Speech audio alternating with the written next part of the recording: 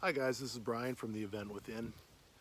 I just wanted to share some thoughts regarding what's happening within the truth community, within the disclosure community.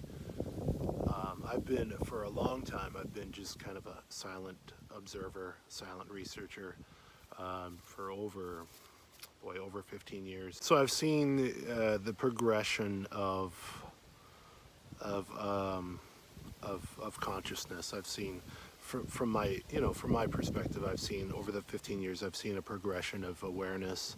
I remember when I used to make comments on message boards, and I was kind of the crazy guy where everybody just thought, well, this guy's nuts. And now it's the things that I'm saying are a lot more accepted, which is pretty awesome. But with that comes a lot of but with that comes a lot of complexity.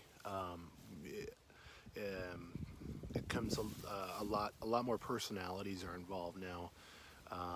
Whereas we all begin to get woke, I think that there's just so much information, so many different angles to approach it with.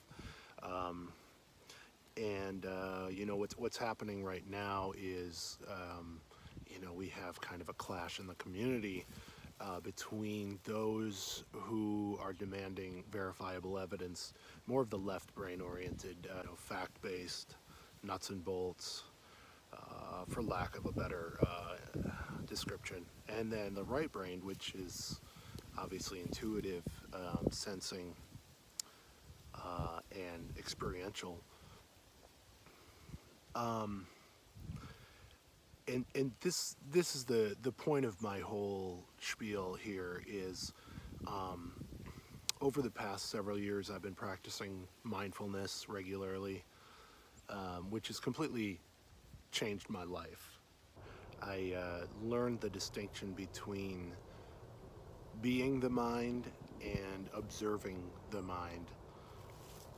And I think this is one critical element that we can all benefit from, is realizing that we aren't these thoughts, that we aren't these feelings, that we aren't this tension. It's something that we're experiencing. The real us, the natural state of us, is pure beingness. It's pure awareness. And when you start to learn the distinction between the two, you can balance. You can feel more balanced in life. Um, and then the issues, the day-to-day issues, the comments and everything else that come your way just kind of, it's like the water off of a duck's back, just kind of rolls off, and you observe it. Even if you feel something from what you read or what you hear, you are aware of what you're feeling. You're not that feeling. um, and so I think that that has helped me. I think that can help others, um, as far as coming up with easy solutions. I don't think there are a lot of easy quick fix solutions. I think it's a personal decision that we all need to make, whether or not we live in the heart, or whether or not we choose to just continue to let the mind and let the ego spin us out of control. The mind and the ego are tools, but the heart stays. The heart never changes. The heart simply is. It's pure awareness. It's pure beingness. Um, and so I think that there's a time and a place for all of us. I think that I think we all contribute some very important information from our perspectives. We're in a world full of division, full of perceived scarcity.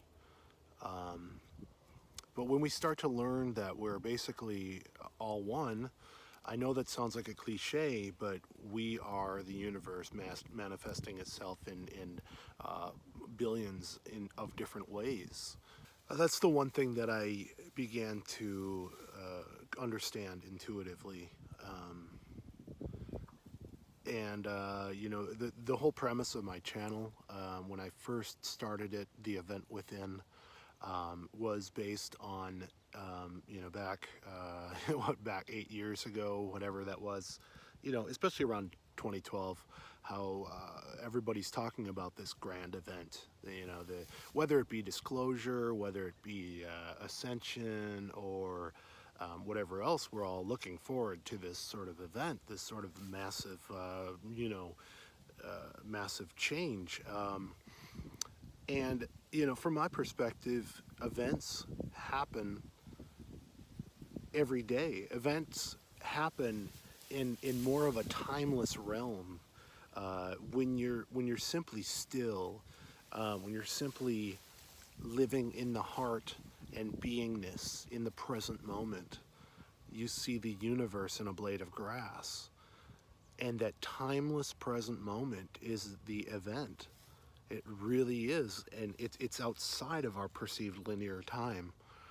Uh, the event is something that I never thought possible 10 years ago, because I was so focused on the old paradigm of linear time, of the way we're used to seeing reality in the world. Um, but I mean, I think that you know, the you know, the Buddha, and you know, these ancient teachers and these modern teachers who have experienced a spiritual awakening all center around being in the present moment, and that's where time stands still. That's the event, and then reality starts to unfold around you as you experience that. Um, so that's, you know, that's what I've realized. So I just want to encourage everybody to just take a moment and, you know, go for a walk out in nature, go for a walk in the park, play your guitar, play whatever instrument. Just do something in sort of a meditative state. Do something through the heart, and do something where you are just there in the present moment. Just take more time to do that, even if it's 5 or 10 minutes a day. It starts to transform your perspective. Um, and so, yeah, I mean, that's all I have to share for now. Um, I love you all, and I'll see you soon. All right.